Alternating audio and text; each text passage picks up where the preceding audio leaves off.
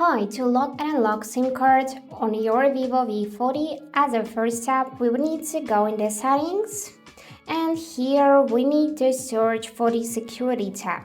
Great, here it is. And now just scroll a bit so you can see the SIM lock section. Go in here, and now you can either lock or unlock your SIM card. So now it's locked because the switcher light up blue, and that means that if I will remove my SIM card and then try to insert it back in the phone, I would need to enter its PIN code. If you would like to change your PIN code, go in this section, enter your old PIN code. You have 3 attempts only, and after that you would need to enter your new PIN code. If you would like to disable SIM card's PIN code, just tap on the switcher. Here, enter your current PIN code, confirm, and now it is disabled. So that's it for today.